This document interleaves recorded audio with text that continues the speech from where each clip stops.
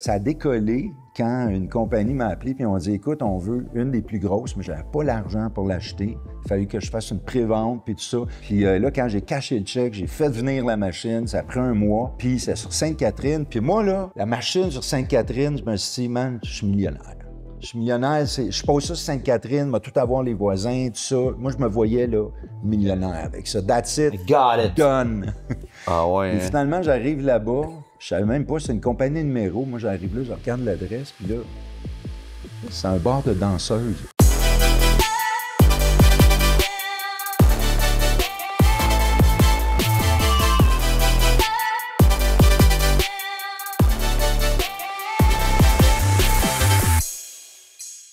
Alors, bienvenue dans un autre épisode du côté sombre des affaires où on rencontre des entrepreneurs, des dirigeants d'entreprise, des personnes fabuleuses qui ont du succès, qui ont une belle vie, qui ont plein de belles réussites. Et on va, en fait, dans leur côté sombre, dans ce qui est moins connu, de ce qui est moins communiqué, de ce qui est moins sexy, pardon. Et on va apprendre, en fait, de leur parcours pour pouvoir s'inspirer, puis peut-être des fois éviter des délais et aller plus vite vers nos objectifs, parce que je pense qu'en utilisant la puissance de l'expérience des autres, des connaissances des autres, du cerveau collectif, eh bien, on peut se propulser puis aller beaucoup plus rapidement vers nos objectifs.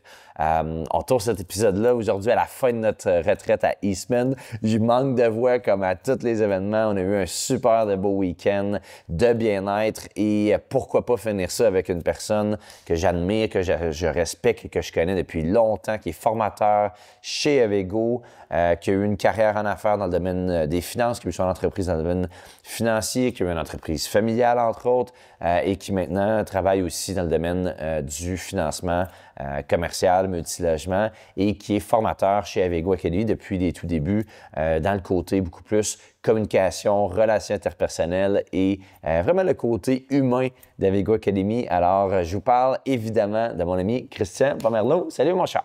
Salut Olivier! Ça va bien? Oui, ça va bien. Je pense que j'ai un petit peu plus de voix que toi. Bien, ça tombe bien parce que c'est toi qui vas parler aujourd'hui. Okay, c'est bon. C'est bon. Content de t'accueillir avec moi aujourd'hui. Depuis qu'on a lancé le podcast, bien, on fait ça dans les retreats. Tu me vois tourner avec nos invités qu'on a la chance d'accueillir et tout ça. Et aujourd'hui, bien, je pense que c'est de parler de toi, de tes apprentissages au niveau de ta carrière, tes business, puis ta vie. Puis aussi un peu des apprentissages ou de ce qui est surprenant ou ce qui te fascine dans l'entrepreneuriat, parce que tu es un peu comme moi, on est impliqué dans les retraites du Club privé Avego, dans les formations, puis on a la chance de côtoyer des gens d'exception. Puis à toutes les fois qu'on fait des événements, on sait, on sort de là, on est crinqué, la cohésion, la synergie, les relations qui se créent, puis il y a beaucoup de choses qui sortent à toutes les fois, on dirait que ça nous surprend encore à quel point que l'entrepreneur, c'est tellement différent de ce qu'on peut penser au premier niveau, tu sais, ou de loin. Alors, je veux qu'on parle de ça aussi aujourd'hui. Fait que merci d'avoir accepté l'invitation et d'être là en temps et moi. Yes. Parle-moi un peu de toi, parce que tu sais, tu as été en fait, tu as été planificateur financier ou conseiller financier plusieurs années. Longtemps, tu as eu ta business, tu as revendu ça. Quand on s'est connus, tu venais de vendre, tu étais en train de vendre et tu transigeais vers le financement hypothécaire commercial. Deux jobs qui sont, deux pratiques qui sont quand même très cartésiennes. Puis chez Avego, ben, tu n'es pas en tout dans le côté cartésien, mais beaucoup plus dans le côté humain, relations interpersonnelles. C'est comme ça que tu es connu et c'est ça l'expertise que tu amènes. Comment tu as plongé ou comment tu as tombé dans le domaine de la croissance personnelle, ou qu'est-ce qui t'amène à être à l'autre opposé comme ça, là, dans le côté plus humain, croissance personnelle, alors que ton day-to-day, ben, c'est beaucoup plus cartésien. Puis, Ouais. En fait, tu sais, le cerveau, il est comme deux hémisphères, là. J'ai comme l'impression que je les utilise, je ne sais pas, également ou pas. Peut-être que je les utilise pas du tout. Non, mais Olivier, tu sais, moi, mes études, tu le sais, sont en neurophysiologie. J'ai étudié à McGill, ça fait quand même plusieurs années. J'étais toujours fasciné par le cerveau. Mais bizarrement, quand j'étais au cégep, Puis quand j'étais, même à l'université, puis que j'avais des cours libres, parce que dans un horaire, tu peux prendre des cours libres, ben j'y prenais souvent en théâtre, en art dramatique, en musique. T'étais un gars de même, toi. Ouais. Fait que j'étais un gars de même. Fait que j'aimais ça. Ah, Puis ouais. très jeune aussi, mon père m'avait amené, je pense que j'avais 16 ans, entre 15 et 16 ans, il m'avait amené dans un cours de Dale Carnegie. Comment se faire des amis, comment parler en public, comment se faire des amis. Qui est encore aujourd'hui un des livres les plus vendus au monde, là, How to Win Friends and Influence People. Absolument, absolument. Ouais. Puis il faisait des conférences dans ce temps-là. Je pense que je ne sais plus s'il en fait encore. Tu l'as vu en conférence, lui, personnellement? Non, je ne l'ai pas vu personnellement. Non, okay. J'ai pris une de leurs formations qui durait 10 mois à peu près. C'était à toutes les semaines. Toutes les semaines pendant 10 mois? Oui, wow. Pendant un long bout de temps. Puis écoute, je me suis ramassé... C'était tous des directeurs de compagnie, des présidents, des présidentes de compagnie. J'étais le plus jeune là-bas. Mais écoute, j'ai appris, je suis sorti de sa zone de confort. Je ne savais même pas ce que c'était dans ce temps-là, mais ça m'a vraiment donné de la propulsion. Puis, mais j'étais quand même fasciné par le cerveau. Fait que j'ai étudié là-dedans, mais c'est 4 années. Je l'ai tout fait, mon bac, mais j'ai réalisé que j'ai trop d'entrepreneurship dans l'âme. Puis mon père, c'est un entrepreneur. Ma mère, c'est des entrepreneurs. Bâti une belle grosse business, puis tout ça.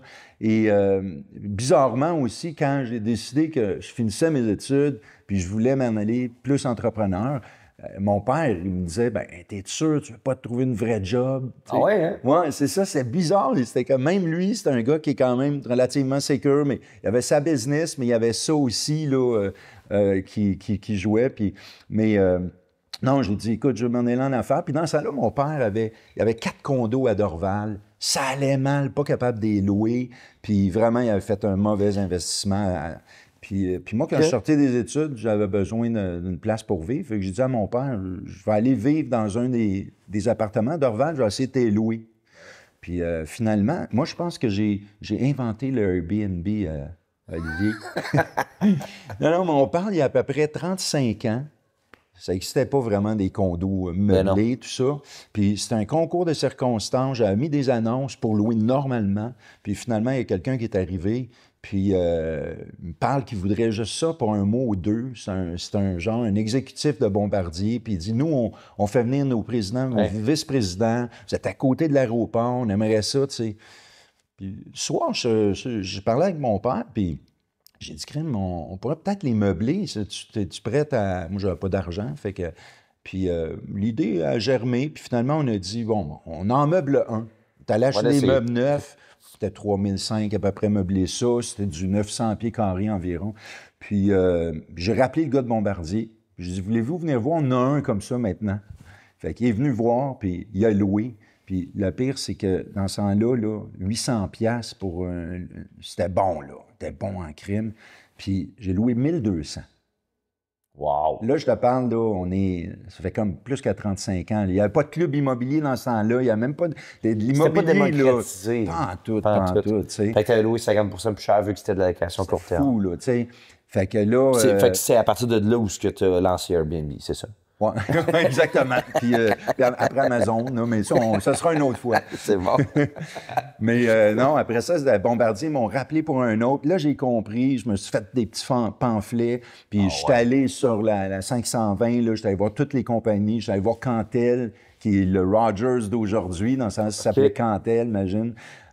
Puis eux autres aussi m'ont loué. J'ai tout loué, puis on louait au gros prix. Il n'y a personne qui y allait. On mettait une femme de ménage. Là, la femme de ménage a dit, Christian, personne n'est venu cette semaine. Personne n'est venu cette semaine. Puis, mais ils louaient ça au gros prix. Ça a duré comme 3 ans. Des bons locataires. C'était la perfection. Alors ça, les voisins m'ont vu faire. C'était tous des investisseurs qui avaient acheté des condos de même, puis ça ne marchait pas. Fait que là, il y en a que le condo n'était même pas fini. Là, ils nous disaient, avez-vous quelqu'un qui pourrait finir ça? Je dis, ben oui, moi, j'ai une équipe. T'sais. Parce que justement, la location était difficile, dans le fond. La location était quasi impossible. C'était des années que le contexte économique était difficile. Ouais. Puis là, ben, grâce à ça, ben là, tu as vu que la location est difficile, mais il y a des entreprises qui ont des besoins pour loger leurs employés, tu sais. Okay. Fait que là, j'avais ma petite compagnie de construction avec un chum qu'on connaissait rien là-dedans, mais on a tout appris. Puis là, finalement, on a loué. On était rendu qu'on louait les 3/4. Il y avait 33 unités là-dedans. On louait les 3/4. On faisait de l'argent, puis à un moment donné, on avait tout loué. Fait que ça m'a un peu sorti de la business. Mais pendant ce temps-là, j'ai acheté des condos de mon père. J'en avais acheté 2, puis après ça, on s'en est switché 2 autres que j'ai plus tard vendus. Fait que ça t'as a acheté été les bon, condos là. de ton père qui était pas capable de louer Ouais, c'est pour ça. les louer au gros prix. Exactement. OK. Fait que, Va te c'est ça montrer qui le m'a... temps que je suis pas dû pour aller me chercher une job, tu vas voir. Exact. C'est ça qui m'a lancé. Mais quand j'ai fini ça, Bravo. puis que ça marchait plus, là, j'ai dit, écoute, il faut que je fasse autre chose. Puis j'avais rencontré un gars qui vendait des matelas. Puis on avait acheté un matelas king size. C'était populaire dans ce temps-là, avoir des king size. Tout le monde voulait avoir, tu sais, là, c'était des grosses télés. À un moment donné, ça, c'était des gros lits. Là, dis-moi pas que tu faisais de la location court terme aussi. Non, non. Pas tout. Non, mais lui, il rachetait des matelas des hôtels, qui achètent des gros matelas de grosse qualité, tu sais, chers. En lot. En lot. Ouais. Puis après 2-3 ans, les hôtels les retournent. Fait qu'ils sont encore beaux, ils les nettoyaient, ils les ensachaient. Puis là, j'avais 2 garages dans mes condos. Je les avais encore, mais on ne louait pas les garages. Fait que j'avais empilé ça. On avait des matelas. On avait peut-être 20 matelas. Puis là, je vendais des matelas avec des petites annonces dans les journaux.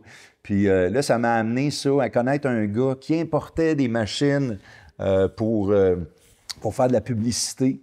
Tu sais, avec des pixels rouges, là. Ouais. C'est des vieilles machines, là, maintenant. Là, on voit ça dans les dépanneurs sur l'Angelier, là, des fois, là, tu sais, bière froide, dans la caisse. Mais dans ce temps-là, c'était modern au bout, là. Fait que moi, j'ai commencé à importer ça, mais j'avais pas d'argent. Fait que c'était toutes ces cartes de crédit, puis tout ça. Puis ça a décollé quand une compagnie m'a appelé, puis on dit, écoute, on veut une des plus grosses, mais j'avais pas l'argent pour l'acheter. Il fallait que je fasse une pré-vente, puis tout ça. J'étais devenu bon en crime en vente. Puis là, quand j'ai caché le chèque, j'ai fait venir la machine. Ça a pris 1 mois. Puis c'est sur Sainte-Catherine. Puis moi, là, la machine sur Sainte-Catherine, je me suis dit, man, je suis millionnaire.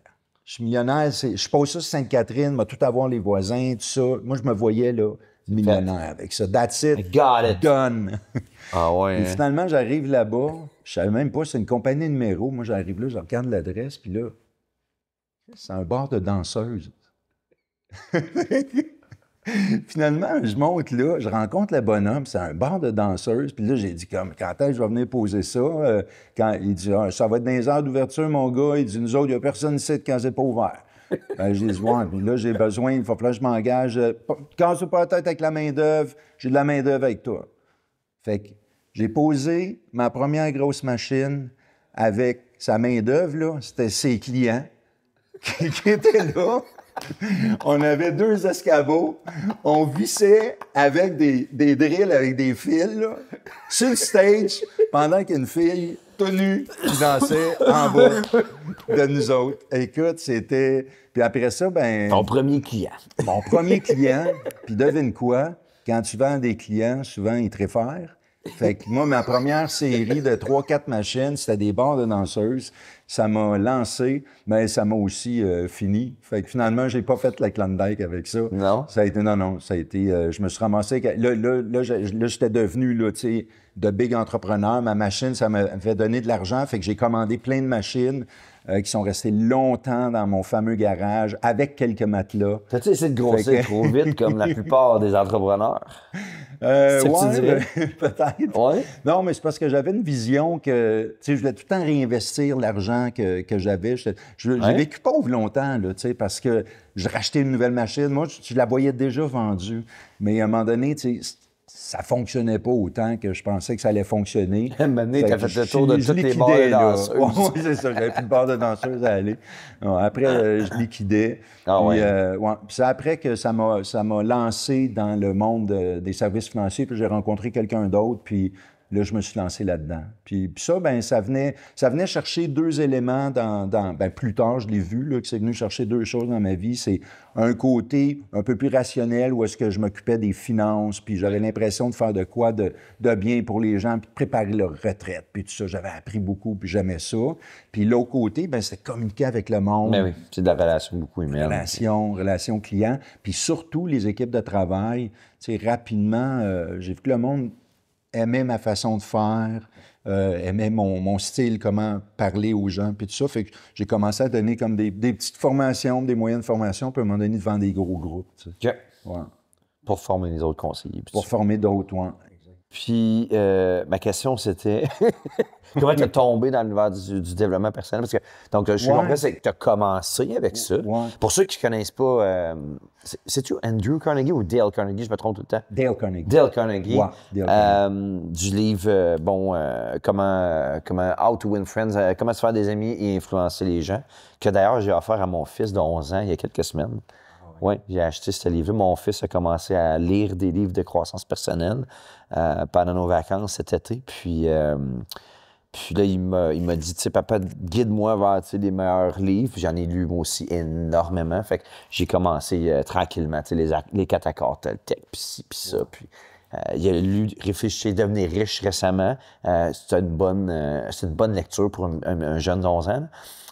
Puis là, ben, j'ai donné How to Win Friends, comment se faire des amis et influencer les gens. Fait que ceux qui ne connaissent pas ce livre-là, c'est un livre sur toutes dans le fond, les relations interpersonnelles, comment dealer avec les humains, comment être pour favoriser des belles relations, puis se faire apprécier. Puis je pense que tu es une personne qui applique fondamentalement ces principes-là. Fait que si je comprends, mais c'est que tu as commencé comme ça. Études après ça, neurosciences, right? Ouais. Et ensuite de ça, ben là, tu es tombé plus dans le monde des affaires, business, immobilier, finance. Puis qu'est-ce qui t'a ramené après tout ça vers un peu plus de croissance personnelle et ultimement ton rôle chez Avego? Oui. Bien, j'ai tout le temps été en croissance personnelle puis en croissance. Au début, c'était un peu plus scientifique. Écoute, un des premiers livres que ma mère m'a donné, j'avais peut-être 13 ou 14 ans, ça faisait pas longtemps qu'il était écrit, je pense. C'est un livre du docteur Joseph Murphy qui s'appelle « La puissance du subconscient ». Là, je te ramène, là, j'avais 12 ans, là, tu sais, de 13, 14, 16. Je l'ai lu, ce livre-là, moi aussi, puis c'est puissant, tabarnak. C'est puissant. C'est quand même lourd là, pour un jeune, mais moi, je m'intéressais à ça. Tu semais des graines dans ton esprit de comment ça fonctionne. Je voyais que tout ça marchait. Il y avait un bon subconscient. Fait que j'étais très intéressé. Puis, fait que c'est le cerveau, en fait, qui t'a amené là. Absolument. Okay. Absolument. Puis une des premières carrières que j'ai eues, ton podcast, c'est le côté sombre des affaires. Je pourrais te parler d'un côté un petit peu plus sombre de ça, mais ça m'a amené beaucoup pareil. Ouais. Je suis rentré dans une compagnie de paniers multiples, multi-level marketing, qui était axée en finance, faisait de l'assurance, services financiers, puis tout ça. Et j'ai appris beaucoup, là. Parce que quand tu rentres là, il faut que tu fasses tout. Premièrement, il faut que tu appelles tes amis, tes connaissances, puis tout ça. Il faut que tu travailles en équipe. Puis tu passes par-dessus le jugement. Il faut que tu passes par-dessus... Hey, écoute, sortir de la saison de confort, c'est tout, comme constamment. C'est de la vente, du recrutement, faire des choses que tu n'as pas envie de faire parce que c'est bon de le faire. Puis tu apprends. Puis, écoute, tu veux tellement... Là, moi et mon partner, là, mon chum Francis, on voulait tellement réussir. Là. Écoute, on faisait tout ce qu'il fallait. Là. Vous appliquiez le système. On appliquait le système. Puis moi, parler aux gens, puis quand je voyais que ça marchait pas, je peaufinais mon script. Puis je prenais tout le temps des cours. J'ai pris 2 fois des cours live avec Tom Hopkins. Tom Hopkins, c'est comme le gourou, c'est comme le Grant Cardone, là, mais de là, 30 ans, là. Écoute, tout le monde... J'ai moins connu, lui, mais son nom m'est familier, là. C'est un gars très connu, là. Fait que, écoute, j'ai appris des cours de vente avec lui, puis mon gars, j'ai appris ça verbatim, là. Puis après, je l'appliquais à ma business. Puis j'étais tout le temps en train de reconstruire, mettons, les speeches quand ils ne marchaient pas, puis les peaufiner. Ça s'améliorait. Les objections. Fait que j'étais devenu tellement bon là-dedans que le monde, il venait me voir des fois puis il disait « Qu'est-ce que tu dis quand ton client dit ça? Qu'est-ce que tu dis? » Mais on en a fait des erreurs, des niaiseries, là, tu sais. Je me souviens, à un moment donné, on voulait tellement gagner, on voulait avoir l'air qu'on était bon, fait qu'on avait loué un bureau, on avait 2 bureaux, on était allé dans des encamps puis les meublés parce qu'on n'avait pas de cash. Puis, dans ce temps-là, il n'y avait pas de marketplace, Facebook n'existait même pas, il n'y avait même pas de laptop dans ce temps-là. Fait que la business à côté de nous autres, ils réparaient des ordinateurs, puis ils avaient fait faillite, fait qu'il y avait plein de dummies là-dedans, fait qu'on a pris des ordinateurs, on a mis ça sur nos bureaux, tu sais. Pour avoir l'air d'avoir plein d'ordinateurs. Puis nous, on allait au Wendy's. À côté, c'est tout ce qu'on pouvait se permettre comme bouffe. On allait au Wendy's, puis eux autres, il y avait comme un petit bol de poisson, là, tu sais, des petits poissons rouges, un petit bocal. Okay. Puis le monde mettait leur carte d'affaires là-dedans. OK, ouais. Puis eux autres, le Wendy's, c'est une fois par semaine, tu pouvais gagner un repas. Fait qu'on mettait nos cartes d'affaires, puis à un moment donné, on cherchait du monde à appeler, fait que On allait au Wendy's, puis quand le monde ne regardait pas, on prenait une petite pile, on se mettait ça dans les poches, puis on avait comme un 20-30 cartes d'affaires à appeler parce qu'on voulait croître nos équipes, on cherchait des vendeurs, on voulait avoir du monde avec nous. Et je me souviens, à un moment donné, on appelle une femme. Puis là, nous autres, la carte d'affaires. Avec une carte d'affaires, on a appelé tout le monde. On appelait tout le monde. Là, on appelle une femme. Moi, je lui demande, tu sais, si les conditions étaient bonnes, est-ce que vous êtes ouvert à un changement de carrière? Nous autres, une grosse compagnie en croissance. On veut passer à 5 millions de chiffres d'affaires. Écoute, on connaissait même pas nos affaires, nos chiffres. On n'avait rien. Vous n'aviez même pas 50 pièces dans votre compte de banque. Non, mais tu vas voir tantôt. Non, ça marchait pas, notre affaire, tu sais. Mais on essayait, tu sais. Puis là, on était dans la fenêtre au 3e étage, puis on voit une Mercedes arriver, puis on a dit fuck, j'espère que c'est pas elle, tu sais. Puis là, une belle madame en tailleur qui sa valise sort, c'est elle. Ah ouais. Elle arrive d'un bureau. Puis elle regarde les bureaux, puis elle dit venez-vous juste emménager? Puis on dit non, ça fait un bout de temps qu'on est ici. Puis elle dit ben c'est parce que les ordinateurs n'ont pas de filage, ils sont pas branchés. Fait que là, écoute, l'histoire qu'on sortait, là, qu'on savait pas d'allure. Fait que là, écoute, on avait tellement peur qu'elle nous pose des questions que moi et mon partner, c'était blablabla, on parlait. On n'avait pas d'expérience tant que ça, puis... Mais on voulait gagner, man. On voulait gagner. Puis, les couteaux entre les dents. Puis là, à la fin, la femme, elle dit, comment vous avez eu mon nom? Fait que là, moi, je dis, ben écoute, nous, on utilise des chasseurs de tête qui nous réfèrent des gens. Puis des fois, c'est des gens qui nous donnent des cartes d'affaires. Je pense que vous, c'est quelqu'un qui nous a donné votre carte d'affaires puis nous a parlé de vous en bien, puis tout ça. Ben, elle dit, quelle carte d'affaires? Elle dit, je peux-tu la voir? Fait que là, on sort ça, puis on y donne. Elle regarde la carte d'affaires, elle dit, c'est vraiment drôle, elle dit, c'est spécial parce que cette carte d'affaires-là, elle dit, je viens juste la faire, puis elle dit, je l'ai juste mis à une place au Wendy's dans un petit bocal. Écoute, mon gars, on a failli pisser dans nos culottes, là. On était gênés, on savait plus quoi dire, puis tout ça. Fait que ça a commencé de même. On est arrangé que le gars du Wendy's. Oui. Il nous donne les meilleures cartes. Fait qu'on se comprend-tu qu'elle n'a pas travaillé avec nous autres? Non, ouais. Non, c'est ça. Fait que c'est de même. Écoute, on voulait gagner, puis... Mais... Tu sais, pour répondre à ta question, en fait, c'est que moi, j'apprenais beaucoup, même avec mon partner. On se pratiquait. On faisait des appels le dimanche soir. Là, on rentrait au bureau à 4-5 heures jusqu'à 9 heures le soir. Puis on faisait des appels pour voir si le monde était ouvert à sauver sur leur placement, assurance vie, s'ils voulaient une nouvelle carrière. On y allait là, au taux aussi. Puis on est quand même, tu sais, fait de quoi de bien avec tout ça. Mais, puis là, j'ai appris à faire de la vente. J'ai appris à parler avec du monde. Ouais. J'ai appris à recruter. J'ai appris à inspirer. Après ça, je formé, parce que dans ces organisations-là, il y a beaucoup de formation, justement, de développement personnel pour craquer le monde. J'étais souvent un des formateurs, j'étais souvent un des conférenciers, puis tout ça. Puis je voyais que le monde aimait ça. Puis j'ai tout le temps de façon drôle d'amener les choses. La plupart du temps, le monde rit beaucoup. Fait que j'ai vu que mon côté artistique que j'avais, puis mon côté, tu sais, j'étais capable de les mélanger ensemble, puis ça faisait du bien aux gens, tu sais. Fait que j'étais souvent une des personnes qui était aimé quand on allait sur le stage pour former, mais le monde aimait la formation. Après ça, j'ai réalisé, Olivier, que c'est bien beau répondre aux objections, c'est bien beau donner des techniques de vente, mais à un moment donné, il faut avoir cette connexion-là avec les gens. Fait que j'ai commencé à à lire plus des livres, puis à prendre des formations plus sur comment bâtir la confiance. Comment rentrer en relation avec quelqu'un rapidement. Fait que ça m'a amené à faire des cours sur les personnalités, comprendre les personnalités, comprendre comment les gens réagissent, comprendre comment ils réagissent en mode de stress aussi. Puis je suis devenu bon là-dedans. Puis après ça, j'ai dit, comment le monde bouge puis parle quand... Fait que j'ai pris un cours en langage non verbal, puis j'ai essayé de peaufiner ça. Puis pour venir à un moment donné à comprendre que la communication, là, ça va comme au-delà de ça. C'est souvent même quasiment énergétique. Tu sais, je ne sais pas si ça t'arrive, toi, tu es à côté de quelqu'un, puis on dirait que tu sens que c'est une bonne personne. Tu sens que quelque chose... Des fois, tu as quelque chose que tu es attiré, puis des fois, tu es repoussé. Oui, exact.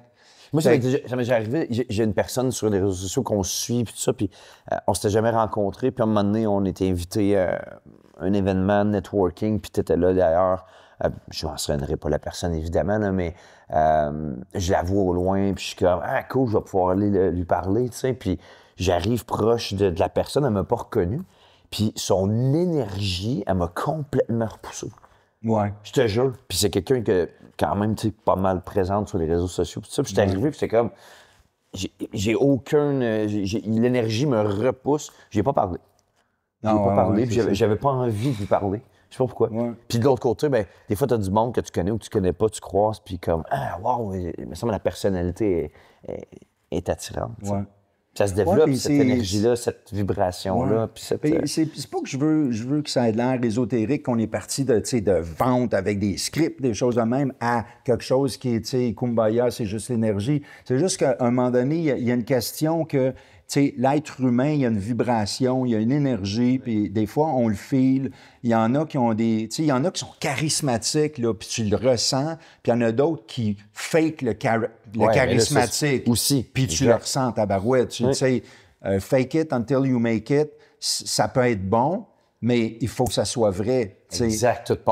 Tout part de l'authenticité là-dedans. Là. Fait que c'est pour ça que j'ai fait toute cette évolution-là, puis qu'en ce moment, même chez Avego, ben, la majorité des conférences que je fais chez Avego, c'est tout sur l'être humain, puis c'est tout sur des choses où est-ce qu'on peut se recentrer, qu'on peut se filer soi-même, puis être capable de vraiment avoir une belle relation, une belle complicité avec les gens. Puis, fait que ça vient assouvir mon besoin de travailler l'être humain puis de faire vivre cette partie d'expérience-là. Oui, parce que c'est ça le côté cartésien, aptitude, connaissance, technique. Je pense que c'est nécessaire quand on débute en affaires ou dans la vente ou whatever, de connaître des techniques de base, des façons de faire. Sauf qu'à un moment donné, tu te rends compte que c'est important, mais jamais autant important que la connexion humaine, puis l'énergie, puis le feeling, tu sais. Le feeling. Tu vas avoir le meilleur script au monde. Si la connexion passe pas, ben ça marchera pas. T'sais. Fait que c'est un équilibre entre les deux, je pense, d'avoir la bonne personnalité et aussi la bonne façon de faire pour rentrer en contact avec les gens. Mm-hmm. Mais vraiment intéressant. Tu as un parcours quand même qui est diversifié puis divertissant. Tu as touché plein d'affaires. Mais là-dedans, dis-moi, y a-tu une erreur que tu as fait ou que tu as reproduit dans ta carrière? Quelque chose que tu as appris ou que si c'était à refaire, tu ferais peut-être un peu différemment? Oui. Ben, en fait, je reviens encore avec la fameuse compagnie dont je te parle, le panier multiple puis tout ça. Je te dirais que ça a été une école extraordinaire. Vraiment, là, tu sais, à recommencer, je le recommencerais. T'avais quel âge quand tu as commencé? Écoute, j'avais... T'étais jeune? 25. Oui, c'est ça, début de carrière. 25, okay. 25 ans, c'est juste avant mes enfants. Ouais, ça, 25 ans à peu près. Et puis, comme je te dis, là, j'ai appris beaucoup. Là. Fait que 4-5 ans, là, je sens que... Parce que j'ai été 14 ans avec l'entreprise. Puis pendant 4-5 ans, là, je pense que, tu sais, avec du recul, j'aurais eu toute la matière que j'ai besoin pour être qui je suis. Ben, je dis ça, probablement pas, peut-être aussi, là, mais en tout cas, je sens que j'aurais pu le faire en 4-5 ans facilement. Puis, à un moment donné, décrocher parce que, tu sais, tu parles d'erreur. Je sais pas si c'est une erreur, mais à reproduire, j'arrêterais avant. Tu sais, je te dis que c'est une bonne école, mais là, c'est comme si j'étais allé à l'école vraiment trop longtemps. Puis... T'étais le gars assis à l'école, mais avec de la barbe. Oui, c'est ça. C'est le temps que tu ailles travailler. C'était too much, là. T'as passé la période, mais tu as peut-être resté trop longtemps. Je suis resté trop longtemps parce que j'ai réalisé quelque chose, c'est que tout ce que je connaissais était ça. Ouais, c'était cette entreprise-là, puis ce qu'ils faisaient, c'est tout ce que je connaissais. J'avais aucun contact. C'était ta façon de voir. Okay. Ouais, aucun contact en dehors de la compagnie. Aucun ami en dehors de la compagnie. J'avais plus rien. Il me restait ma famille proche, là, puis ça. T'sais. Après ça, les connaissances étaient limitées à ça. La façon de voir, le point de vue, c'était ça. C'est comme un peu, j'aime pas le terme, le brainwashing, mais à quelque part, c'est ça. J'étais vraiment drivé juste pour ça. Je ne connaissais que ça. Et quand, après 14 ans, j'ai décidé de quitter ça, puis m'en aller dans un... Tu sais, je suis resté dans le milieu, en fait, avec une compagnie que tu connais, là, un autre grossiste en services financiers, mais où de est-ce que courtage, est-ce que c'est tu es ça, c'est du indépendant? courtage libre, là, Ouais, je suis complètement indépendant. Quand j'ai fait ce saut-là, j'ai réalisé que tabarnouche, je rentrais. C'est comme si j'avais vécu toute ma vie dans un petit lac, puis là, on me sac dans l'océan, puis je suis perdu. Vraiment, là, je suis perdu. Je me souviens... C'est la même industrie, là. C'est la les même mêmes clients, industrie. c'est fou. Il y a plein C'est de dans la choses même que industrie, je les mêmes connaissais clients, puis tu te rends pas. compte que, OK, fuck, je pensais que j'étais un expert parce que j'étais un expert de la compagnie dans laquelle je travaillais, mais Ouais. je connaissais juste ça. C'est ça, c'est un essai. large. Eh oui. Le spectre de clientèle, le spectre, tu sais, même De toi, ta stratégie, clientèle de était produit. Ouais. différente de la mienne. Fait que ce spectre-là, la façon de faire, tout ça, puis je me suis senti perdu un peu là-dedans. Fait que je suis resté à peu près, je pense, c'est 4 ans ou 5 ans. Puis après ça, là, je tournais en rond. J'avais un bon portefeuille financier, un bon portefeuille d'assurance. Je suis un des premiers qui a numérisé tout. Là. Moi, j'étais numérisé à 100 %. Ma fille, Josiane, là, elle a passé des semaines à numériser tous mes contrats. Tout. Fait que quand j'ai vendu cette business-là, là, j'ai vendu mon portefeuille à un moment donné, parce que je me suis tanné, je ne savais pas quoi faire, je tournais en rond. Ma conjointe de ce moment-là, elle trouvait que je devenais plate, là, à la maison, là, tout ça. Fait qu'elle dit, écoute, va te trouver quelque chose, fais quelque chose d'autre, puis tout ça. Puis là, j'ai eu comme, je pense, une des premières jobs dans ma vie, la première job, la seule job réelle que j'ai eu, salaire, bonus dans ma vie, qui a duré 3 ans. Mais C'était en vente aussi. Là. En vente aussi, oui. J'avais bâti une équipe de vente pour une grosse compagnie de construction, mais j'ai vendu une clé USB. C'était très, très original dans ce temps-là. Pow, c'était ma business, payé quand même un bon prix, mais il fallait que je sorte de là. Je n'étais plus dans mon élément. Qu'est-ce que tu dirais que l'erreur que tu as faite, c'est peut-être rester trop longtemps au même endroit ou peut-être d'attendre trop longtemps avant de faire un move, avant de faire un saut? Oui, j'ai manqué de guts. Okay. J'ai manqué de guts, tu sais, là, je vous le dis, là, j'ai manqué de guts. J'avais pas le courage de quitter ce que je connaissais, puis ceux que je connaissais, par peur de décevoir, par peur de l'opinion des autres. L'opinion des autres, puis tu sais, j'ai vraiment, là, tu sais, ça avait été une faiblesse totale à ce moment-là, puis je suis resté plugué longtemps. Puis encore une fois, pas que c'était mauvais, c'est juste que mon temps était fait depuis longtemps, puis j'aurais dû quitter avant. Puis on fait souvent ça dans la vie. En tout cas, moi, je l'ai fait comme dans une couple d'affaires, même dans ma vie personnelle. Dans les relations, mais oui. Ouais. Mais oui.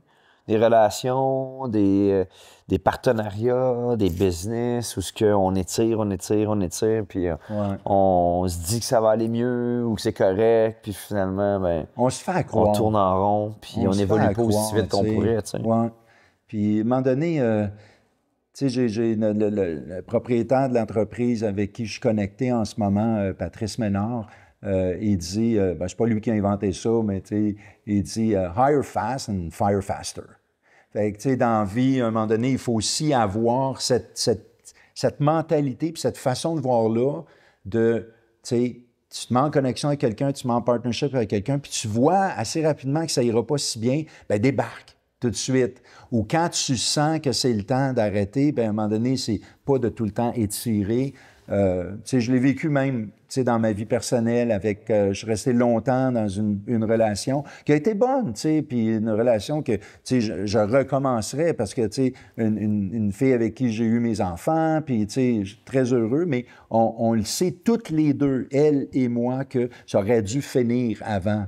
Mais à un moment donné, on est tiré... de plus. Oui, c'est ça. Il y a eu 7-8 ans où est-ce que finalement... on était ensemble par habitude, puis par souci de le côté social, le côté social. Gens, Mais tu sais, aujourd'hui, je suis sorti de là, je suis sorti de la compagnie, je suis sorti de là, puis je m'en porte bien mieux. Elle aussi, puis dans la business aussi. Est-ce que tu dirais que c'est justement dans l'inconnu? Parce que c'est ça qui empêche les gens de bouger. Des fois, ils savent pas, tu sais, OK, mais là, si je quitte cette business-là ou si je vends cette business-là, on le vit beaucoup, du monde qui ont des réflexions, ils ont des grosses business, puis ils sont comme, Chris, excusez, je suis peut-être rendu ailleurs, tu sais. Ouais. J'ai plus de passion, j'ai plus de feu, puis je suis peut-être rendu à vendre, puis là, ils sont comme moi, mais je vais faire quoi après, parce que c'est ça leur identité. Ouais. Mais la réalité, c'est que demain matin, si tu vends ta business ou tu tombes célibataire, ou il va y avoir des nouvelles personnes qui vont se présenter, des nouvelles opportunités qui vont arriver, puis par la force des choses, on le voit en fin de semaine, on a fait une retraite sans alcool, sans gluten, tu sais, comme vraiment relax pour détoxifier les gens, pour leur permettre d'avoir un temps d'arrêt, puis tout ça. Puis le monde a de la misère avec le vide. Ouais. Puis l'humain, de façon générale, les entrepreneurs encore plus, je pense qu'on a de la misère avec ce vide-là de OK, mais je vais faire quoi? Ou comme je vais libérer du temps, ou je vais libérer le temps que j'avais dans cette relation-là. Fait que, comment tu vois ça, toi? Ben, écoute, le vide, c'est puis incroyable comment, des fois, je suis impressionné de voir nos conférenciers ou les gens qui viennent, nos invités, même nos partenaires, nos membres, qui parlent de leur business, puis des business que tu regardes, tu te dis « Wow! Quel business! » Puis belle croissance, puis tout ça. Puis ça fait comme 4 ans, puis ils sont là, puis ils n'ont plus de passion. Ils ne trippent plus sur ce business-là. Parce que ce qu'ils trippaient, c'était bâtir, puis là, ils arrivent, puis tout roule tout seul. Ils n'ont quasiment plus besoin de rien faire. Exact. Ils font de l'argent, chose qu'ils voulaient faire au début, puis là, c'est comme un peu, il manque le feeling de là, tout le monde créer, est là, puis... on les écoute, puis ça livre, mais après ça, ils switchent, puis ils font d'autres choses, t'sais. Il y en a qui l'ont plus facile, qui sentent que, justement, l'inconnu, puis sauter dans l'inconnu, ça leur fait, ils sont capables. Ouais. Fait que moi, c'est quelque chose que je retiens beaucoup des entrepreneurs qu'on voit, puis dans nos membres, puis une forme de résilience de sortir du carré de sable. Ouais. Qu'est-ce qui te surprend le plus? Parce que tu as fait... je pense que jusqu'à aujourd'hui, tu n'as jamais manqué une retraite d'Avego. Hein? Mm-hmm. Tu as toujours été... on est rendu les voyages. On a dépassé le 20 quelques retraites. Ouais, absolument, 25. Fait que ça paraît pas, là, mais tout près de 25 retraites, certaines de 3 jours et demi ici au Québec, d'autres d'une semaine, 8 jours à l'étranger, en Europe. Au début, c'était dans le sud, dans tout inclus, puis après ça, en Europe, Toscane... Grèce dans les prochaines semaines chez Georges Karam au Costa Rica, en Turquie l'année prochaine. Puis, au travers de ces années-là, Avego a évolué comme toute entreprise. Notre business model s'est précisé. On a fait des erreurs, on a fait des beaux succès. Puis, je pense que tu as fait partie de ça, tu as tout vu ça. Puis aujourd'hui, tu vois l'évolution de tout ça, où on a évolué, tu te rappelles, peut-être à la première retraite Mastermind, c'était tout petit, un peu disparate comme type de membre, des travailleurs autonomes au travers de ça, du monde qu'il avait quasiment fallu que je casse un bras pour qu'ils viennent, puis c'était vraiment tout petit, puis aujourd'hui, un club de plus de 50 membres, des entrepreneurs aguerris, d'un paquet de business, du monde vraiment sharp, un autre niveau complètement de où est-ce qu'on a commencé ça. T'sais. Qu'est-ce qui te surprend le plus chez les gens d'affaires, chez les entrepreneurs, encore aujourd'hui? Puis qu'est-ce qui te surprend le plus des entrepreneurs à succès? Parce que des fois, quelqu'un qui commence, qui est plus en start-up, on a un objectif de réussir, puis tout ça. Puis qu'est-ce qui te surprend le plus sur le côté de palier, de côté humain, là, sur les entrepreneurs qui vivent une vie de rêve ou qui ont un succès, ou du moins ce qu'on pensait qu'était une vie de rêve quand on débute en affaires? Oui. 2 choses. La première affaire, c'est que ce que je considère être un vrai entrepreneur, une vraie entrepreneur, là, puis nos membres là, sont tous de ça, puis la raison, c'est parce qu'ils sont pigés. T'sais, ils sont sélectionnés, ils sont interviewés, puis tout ça. C'est pas le mot pigé, là, mais je pense à ton Wendy's. Ah ouais. C'est pas vraiment même que ça se passe, là. Non. Ils sont sélectionnés c'est pas du hasard, c'est avec vraiment... soin. Ouais. C'est ça, c'est pas du hasard, effectivement. C'est du cherry picking, plus on s'assure d'avoir des gens qui fit avec les autres personnes. Totalement. Mais le point que je voulais faire, c'est surtout que ces gens-là sont prêts à partager. Ouais. Réellement, là. Tu t'assois avec n'importe quel de ces hommes, ces femmes d'affaires-là ou entrepreneurs-là, qui tu sais, peu importe la grosseur de leur business, là, puis l'esprit, ils seraient prêts à saigner quasiment pour te donner leur truc, leur façon de faire, puis sont prêts sont là à s'asseoir pendant des heures, à te jaser, tout ça. Ils partagent. Puis j'en ai vu du monde dans ma vie, là. J'en ai vu des big shots, puis des propriétaires de business là, qui se prennent pour Dieu le Père, là. Puis si tu vois pas ça pantoute là-dedans, là. Ça se promène, c'est des parvenus. Ça se prend un peu ailleurs. Ouais, c'est ça. On dirait qu'ils sont inatteignables, là. Sont intouchables, puis ils aiment jouer cette carte-là. On n'a pas ça dans notre gang, là. Puis je veux dire, tu sais, dans nos membres, là, il y en a plein qui sont déjà millionnaires, là. Ben, millionnaires, et de loin, plusieurs, là, mais puis sont assis, très là, humbles. comme absolument. Non, là de rien. Yeah. Ça, c'est numéro 1. Est-ce que tu dirais donc qu'une des clés du succès, selon toi, c'est justement d'être authentique, puis d'être soi-même, puis de vouloir redonner, justement? Redonner, exactement. Ouais. Authentique, ben, tu as touché les 2 mots. Être authentique, puis redonner, partager, parce que ces gens-là, là, tous et chacun, là, nous disent tout le temps qu'ils ont été aidés à quelque part. Par quelqu'un, des fois, c'est un concours de circonstances, whatever, mais il y a tout le temps eu quelque chose. Un élément déclencheur. Un élément déclencheur. Puis ils savent à quel point ils sont prêts à redonner redonner aussi. Ouais. Fait que quelqu'un a la chance de, justement, donner un truc pour sauver des erreurs, sauver du temps, épargner des maux de tête, bien, sont on le voit, tu sais, quand on est dans nos masterminds de crime, tu sais, c'est comme le cerveau collectif qui travaille, puis là, t'as la personne qui a son défi, son opportunité devant nous, là, elle se fait contribuer solide, là. Tu sais, il y a tout le temps quelque chose de magique qui sort de ça. Puis je dis magique, on dirait des fois que ça sort juste d'un esprit énergétique, là, tu sais, d'une grosse connexion, là, puis il y a quelqu'un qui a partagé un point, puis là, tout d'un coup, pouf, tout le monde s'aligne, là, puis on gère une situation, puis... Ah, puis il y a des synchronicités qui arrivent, puis des hasards, puis... Ouais. Hier soir, on a terminé tard, on placotait, puis un de nos membres, Danny, qui est dans le domaine, qui a une pharmaceutique, puis t'étais pas là, je pense. Hein. Il nous explique, il dit, il m'est arrivé quelque chose. D'ailleurs, Danny, qui a une connexion ultime avec un membre en Grèce, ils se connaissaient pas. On les a mis dans la même chambre, ils sont devenus soudés, ils sont rendus chums, ils sont rendus frères, ils sont rendus partners dans le business.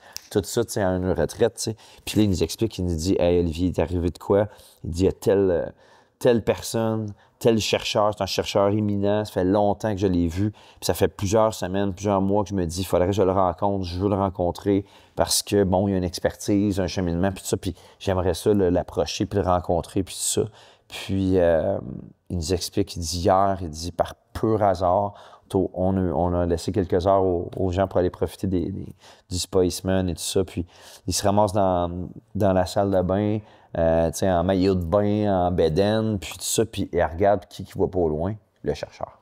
Ah oui, c'est fort, hein? C'est fort. Puis il s'en va y parler. Il dit, hey, ça n'a pas de bon sens.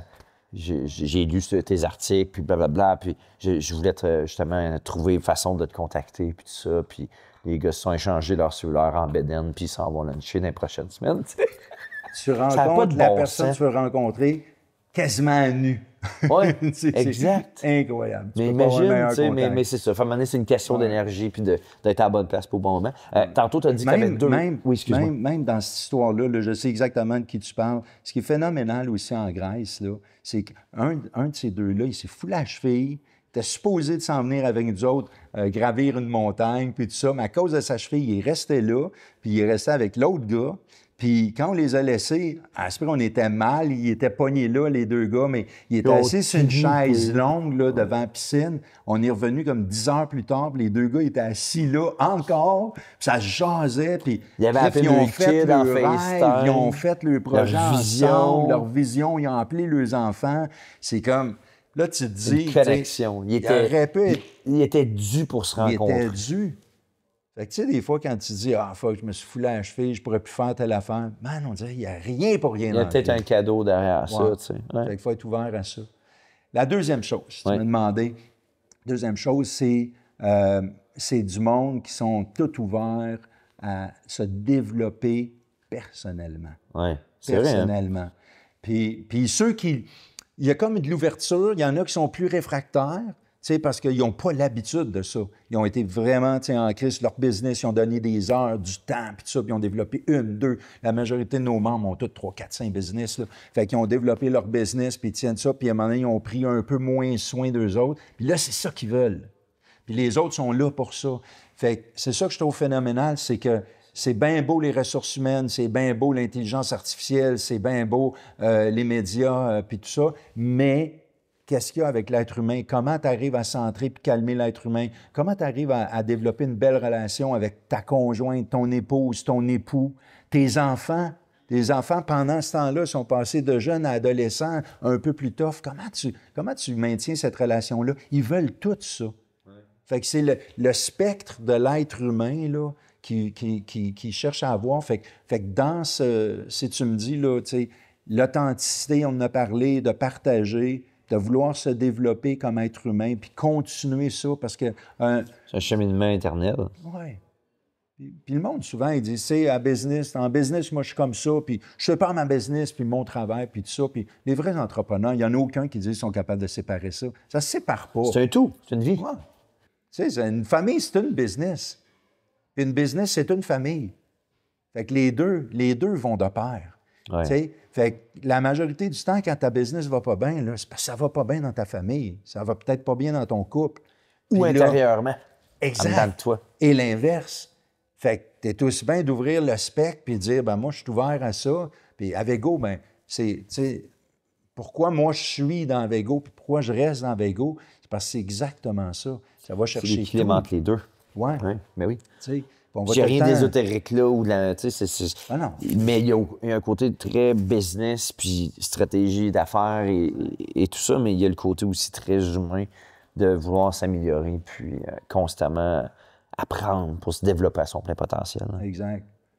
C'est pour ça que, tu sais, j'aime beaucoup parler de chiffres, j'aime beaucoup parler de financement et tout ça.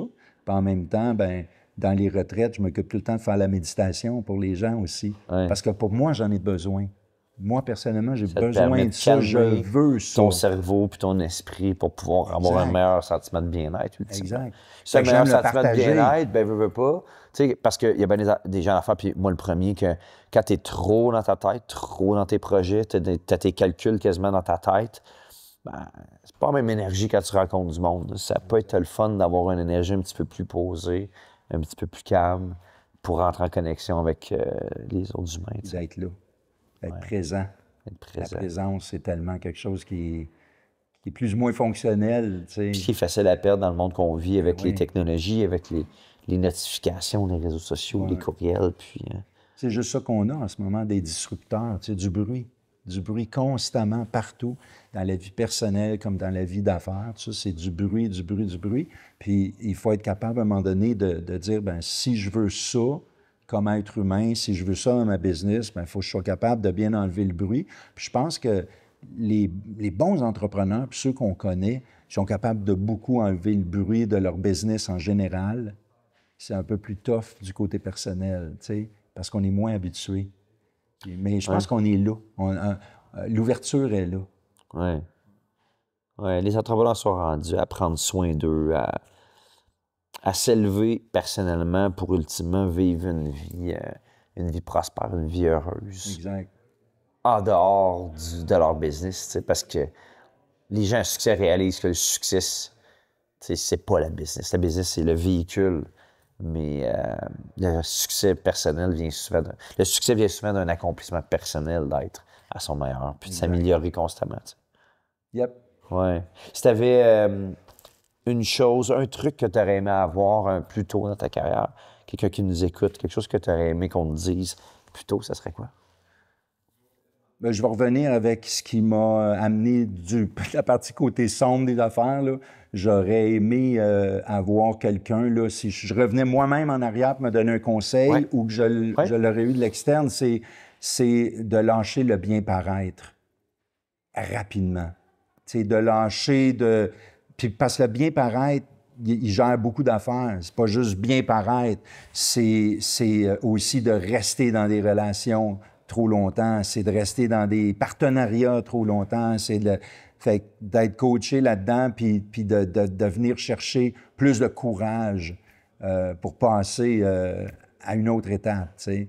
Fait que c'est ça le coaching que je me donnerais. Ah ouais, hein? Ouais. De fais-toi confiance, puis la décision que tu sais intérieurement, arrête d'attendre, puis prends-la. Puis fais-toi confiance parce qu'il y a des belles choses derrière qui t'attendent. Yep. Ouais, parce qu'il y a toujours des côtés...